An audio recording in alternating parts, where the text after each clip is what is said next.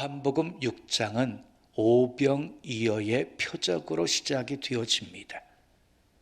보리떡 5덩이와 물고기 2마리를 가지고 5,000명 이상을 먹이고도 12광주리가 남는 역사였습니다. 이 표적을 보고 군중들은 어떻게 반응했습니까? 군중들은 예수님을 임금으로 삼으려고 합니다. 이유가 무엇이었습니까? 떡 때문이었습니다. 군중들의 관심은 온통 경제 문제였어요. 떡이었어요. 예수님이라면 자기들의 경제 문제 다 해결해 주실 거라고 생각한 거예요. 그래서 억지로라도 임금으로 삼으려고 한 것입니다. 자, 오늘날도 마찬가지입니다. 사람들의 걱정과 관심을 보면 경제 문제에 집중이 되어져 있습니다. 한결같이 떡에 대한 문제입니다. 자, 또 한 가지요. 군중들이 예수님을 따른 것은 예수님이 귀신을 쫓아내고 병든 사람들을 고치시는 그 표적을 보았기 때문이었습니다. 요한복음 6장 14절 15절은 이렇게 말씀합니다. 그 사람들이 예수께서 행하신 이 표적을 보고 말하되 이는 참으로 세상에 오실 그 선지자라 하더라. 그러므로 예수께서 그들이 와서 자기를 억지로 붙들어 임금으로 삼으려는 줄 아시고 다시 혼자 산으로 떠나가시니라. 군중들은요, 예수님이 행하셨던 놀라운 표적들을 보고 메시아라고 생각을 했어요. 메시아라고. 그래서 억지로 예수님을 붙들어서 임금으로 삼으려고 한 것입니다. 당시 권력을 가진 사람들은요, 군중들을 빵과 서커스로 관심을 돌리게 하고 자신들의 욕심을 챙겼습니다. 우선 빵으로 먹여서 그들의 입을 막아버렸고요. 그리고 이 건장한 노예들을 검투사로 키워서 원형 경기장에서 혈투를 벌이게 해서 볼거리와 즐거움을 선사했습니다.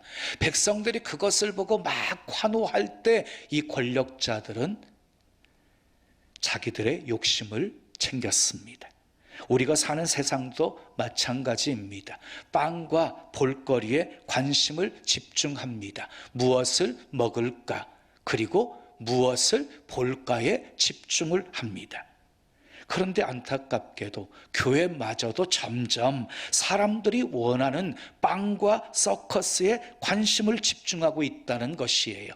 그래서 복음이 변질되어져 가고 있습니다. 사람들이 좋아하는 설교를 하려고 하고, 그리고 좋은 볼거리를 제공하기 위해서 온갖 이벤트를 교회에서 만들어내고 있습니다. 현대인들의 구미에 맞추어야지만이 교회에 수많은 사람들을 인도할 수 있고 군중들을 모을 수 있기에 교회가 자꾸 볼거리를 찾아 나서고 있는 것입니다. 여러분 기억하십시오. 교회는요, 이 세대를 본받으면 안 됩니다. 로마서 12장 2절 말씀처럼 이 세대를 본받지 말고 오직 마음을 새롭게 함으로 변화를 받아 하나님의 선하시고 온전하시고 기뻐하시는 뜻이 무엇인지 분별해야 합니다. 교회는 세상을 따라가는 것이 아니라 교회는 세상을 변화시켜야 하는 것입니다. 우리 신나는 교회는 세상을 변화시키는 교회가 되기를 축복합니다.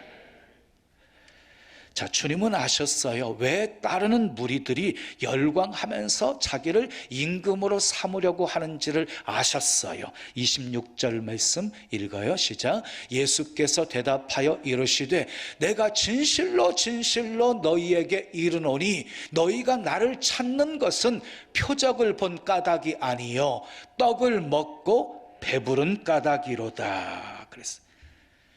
자, 우리도 무리들처럼 주님을 찾는 이유가 떡을 얻기 위한 것은 아닌지 되돌아보셔야 합니다. 예수님께서 떡을 나누실 때 많은 사람들이 모여들었습니다. 그러나 예수님을 믿고 섬기라고 할 때 모든 사람들이 다 떠나버렸습니다.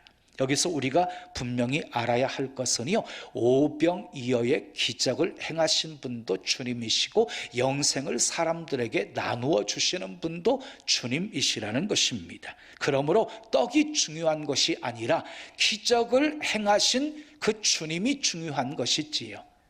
떡에 관심을 둬야 되는 것이 아니라 기적을 행하신, 표적을 행하신 그 주님께 우리의 관심을 집중해야 하는 것이지요. 주님은 그들의 열광이 거품인 것을 아셨어요. 그것을 아셨기에 주님은 제자들이 군중들과 격리시키시려고 바다를 건너가게 하셨습니다. 그런데 이 군중들은 배를 타고 예수님을 찾아 가버나움까지 옵니다. 그런 그들에게 예수님께서 이상한 말씀을 하십니다. 요한복음 6장 27절 말씀 읽어요. 썩을 양식을 위하여 일하지 말고 영생하도록 있는 양식을 위하여 하라.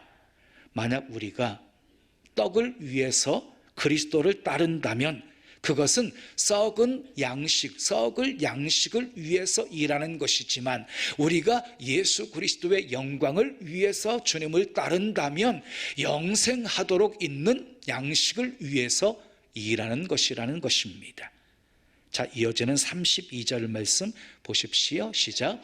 모세가 너희에게 하늘로부터 떡을 준 것이 아니라 내 아버지께서 너희에게 하늘로부터 참떡을 주신다 라고 말씀하셨어요. 이게 무슨 말씀이냐면요, 이스라엘 백성들이 출애굽해서 광야를 살아갈 때 하늘에서 만나를 내려주셨잖아요.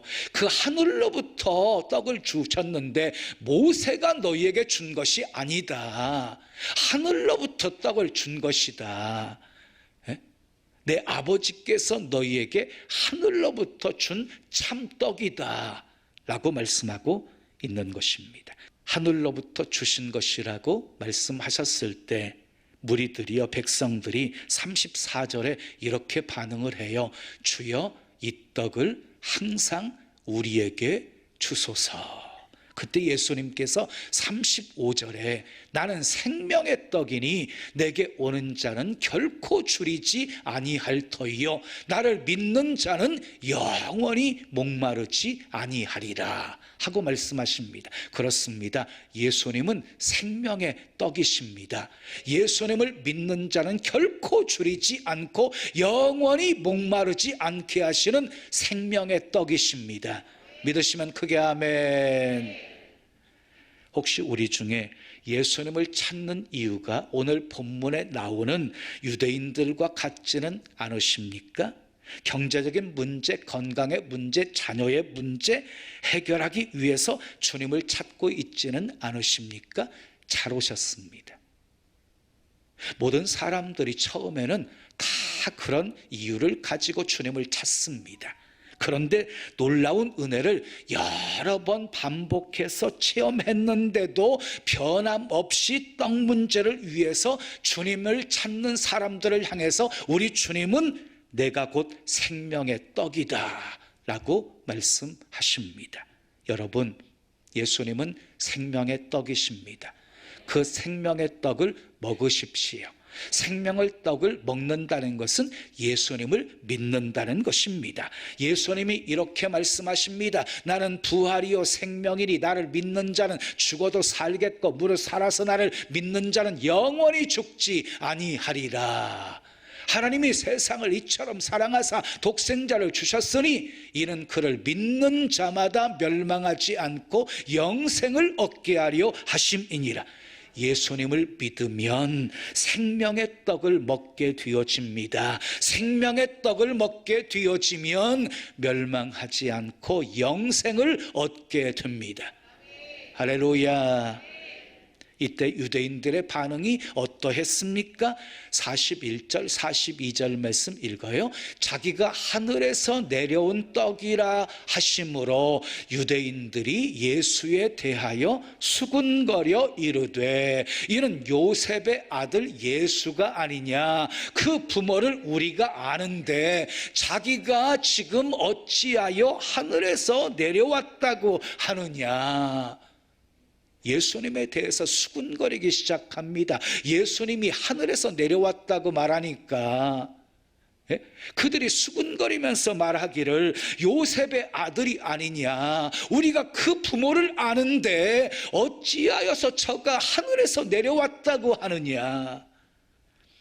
그들은 예수님의 말씀을 들으면서도 믿지를 않았습니다. 그런 그들에게 예수님께서 51절에서 나는 하늘에서 내려온 살아있는 떡이니 사람이 이 떡을 먹으면 영생하리라.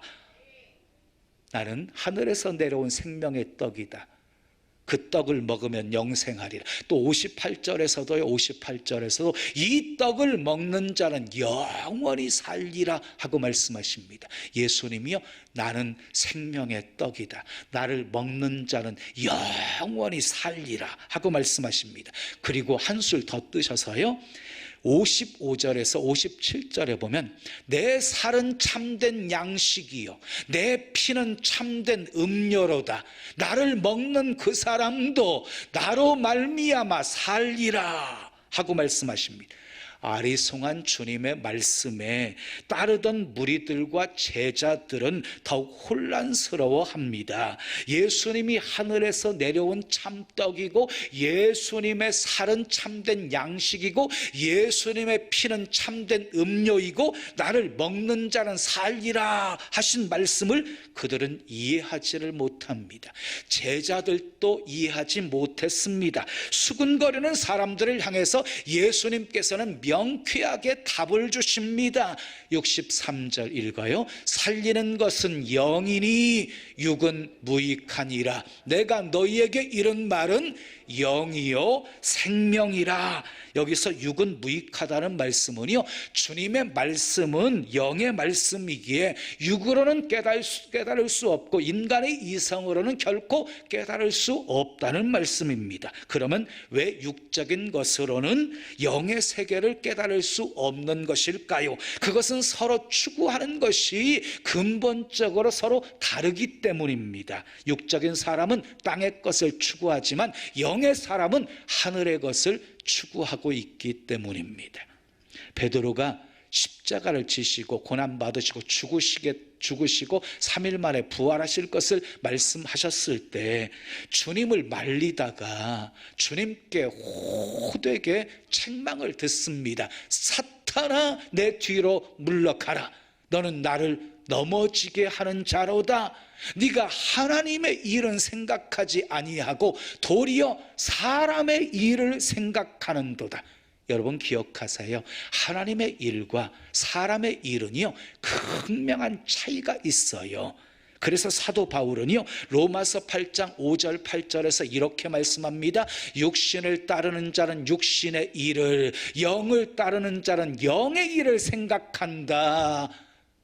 육신의 생각은 사망이고 영의 생각은 생명과 평안이다. 육신의 생각은 하나님과 원수가 되나 이는 하나님의 법에 굴복하지 아니할 뿐만 아니라 할 수도 없음이라. 육신에 있는 자들은 결코 하나님을 기쁘시게 할 수 없느니라 하고 말씀했어요.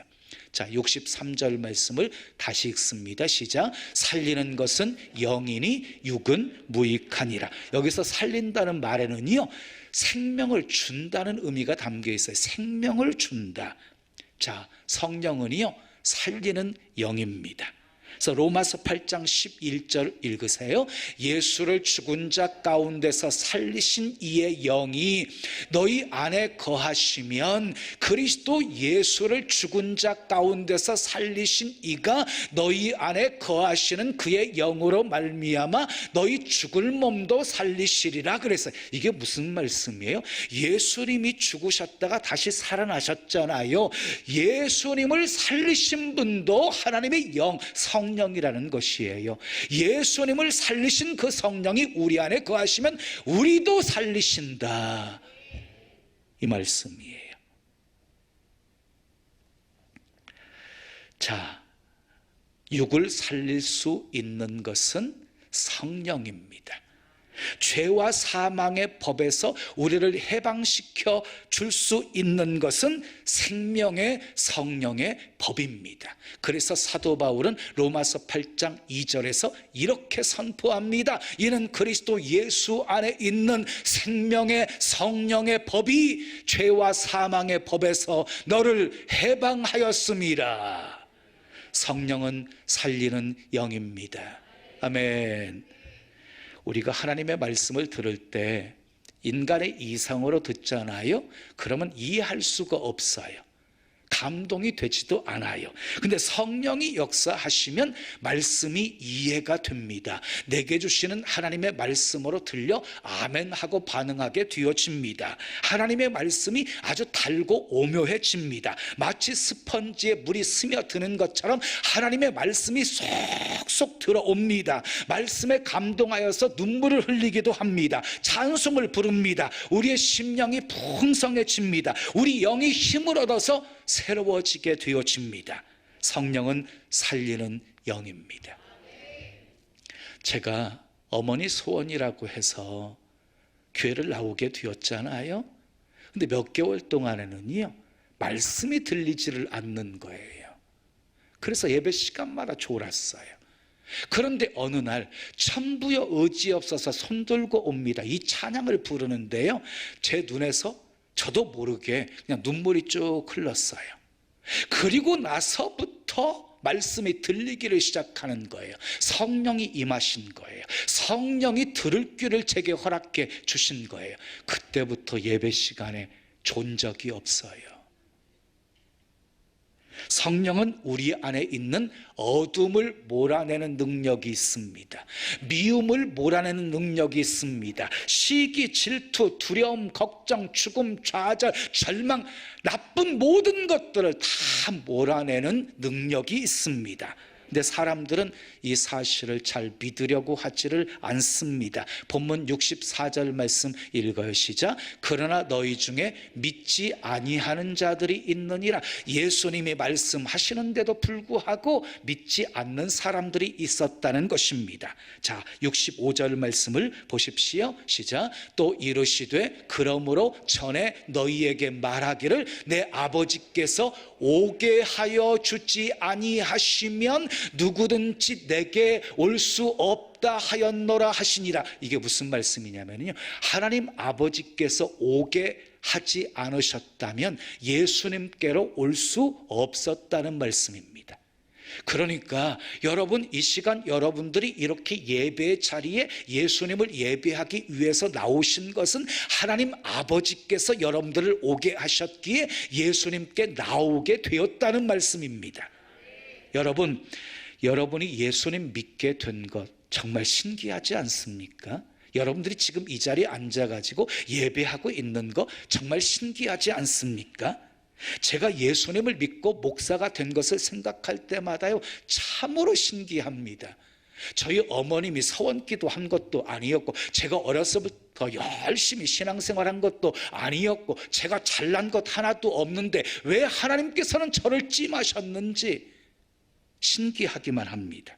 그렇습니다. 인생을 살다 보면 설명할 수 있는 것보다 설명할 수 없는 것이 더 많습니다. 보이는 것보다 보이지 않는 것이 훨씬 많습니다. 잡히는 것보다 잡히지 않는 것들이 훨씬 더 많습니다.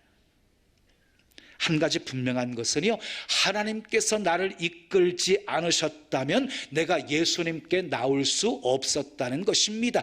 하나님께서 나를 부르지 않으셨다면 제가 여기 이렇게 서 있을 수 없다는 것입니다. 하나님의 영이 나를 부르셨습니다. 하나님의 영이 나를 살리셨습니다. 하나님의 영이 나를 세우셨습니다. 사랑하는 여러분, 성령은 살리는 영입니다. 성령이 역사하는 곳에 다시 사는 역사가 일어나게 되어집니다. 심령이 회복됩니다. 처음 사랑이 회복됩니다. 사명이 회복됩니다. 열정이 회복됩니다. 건강이 회복됩니다. 문제가 해결됩니다. 성령이 여러분 속에 충만히 역사하시기를 예수님의 이름으로 축원합니다. 에스겔서 37장을 보면 하나님의 영 성령이 에스겔을 골짜기로 인도합니다. 이 마른 뼈가 가득한 그런 골짜기의 모습을 보여주십니다. 그 뼈들을 향해서 태어나게 하십니다. 에스겔이 하나님의 말씀을 태어나자 뼈가 막 연결이 되어지고 뼈에 힘줄이 생기게 되어지고 살이 오르게 되어지고 가죽이 덮이게 되어집니다. 그리고 에스겔이 생기를 향해서 태어났더니 그 생기가 들어가서 하나님의 큰 군대가 되어집니다. 그 생기는 히브리어로 루하흐, 하나님의 영, 성령입니다. 성령, 생기가 들어가니 살아났습니다. 성령은 살리는 영입니다. 에스겔서 47장에 보면 성전 문지방에서 물이 흘러나와요. 그 물이 점점 불어나서 청량해 보니까 발목에 차고, 또 청량해 보니까 무릎에 차고, 또 청량해 보니까 허리에 차고, 또 청량해 보니까 헤엄칠 물이었어요. 그리고 그것이 큰 강물이 되어서 흐르는 곳마다 모든 생물이 살고 번성하고 바다에 이르게 되어지자 바닷물까지 소성함을 얻게 되어지고 많은 물고기가 살게 되어지고 강 좌우편에 각종 많은 실과 나무가 자라서 달마다 새 실과를 맺고 그 잎사귀는 약재료가 되었습니다. 이 환상을 보면서 에스겔은요 정말 놀랍고 감격스러웠습니다. 이스라엘의 역사적인 상황은 지금 바벨론 포로로 잡혀간 상황이고 예루살렘 성전까지 다 무너져 버린 상황이고 희망이라고 하는 것은 전혀 찾아볼 수 없는 상태였습니다. 그러나 성전 문지방에서 흘러나온 물이 강이 되어서 사막을 적시고 만물을 소생케 하는 이 환상은 성전 회복에 대한 환상이었고 예루살렘 성전으로 인해서 모든 사람들이 복받는 환상이었기 때문입니다. 생수는요 성령을 가리키는 거예요. 문지방에서 흘러나온 그 생수물은요 성령을 가리키는 것이에요. 요한복음 7장 38절 39절에 나를 믿는 자는 성경의 이름과 같이 그 배에서 생수의 강이 흘러나오리라 하시니 이는 그를 믿는 자들이 받을 뭘 가리켜서 성령을 가리켜 말씀하신 것이라. 생수가 성령이라고 말씀하고 있습니다. 성령은 살리는 영입니다. 성령이 역사하니 다락방에 모였던 120명이 변화되었습니다. 성령이 역사하니 3,000명이 회개하고 세례를 받았습니다. 성령이 역사하니 성전 미문에 앉아 구걸하던 앉은뱅이가 일어나 걷고 뛰고 하나님을 찬미하는 역사가 일어났습니다. 성령이 역사하시니 바울이 변화되어 복음 전도자가 되었습니다. 성령은 살리는 영입니다. 반대로 악령은요 죽이는 영입니다. 악령에 사로잡히게 되어지면 죽이는 자가 되어지는 것입니다. 성령에 사로잡히게 되어지면은요 살리는 사람이 되어지는 것입니다. 그러므로 우리는 성령에 사로잡히셔야 합니다. 자, 성령에 사로잡히려면 성령으로 충만하셔야 합니다. 성령으로 충만하면 성령을 따라 살게 됩니다. 하나님의 말씀이 그리고 성령이 여러분들의 삶을 이끌어 주시기를 바랍니다. 성령이 이끄시는 대로 아멘하고 순종하며 사십시오. 그러면 하나님께서 여러분의 삶에 상상할 수 없는 놀라운 은혜와 축복 넘치게 하실 것입니다.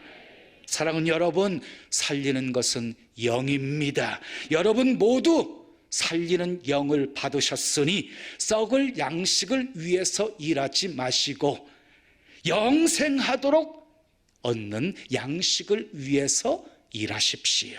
생명의 떡이신 예수님을 전하며 사십시오.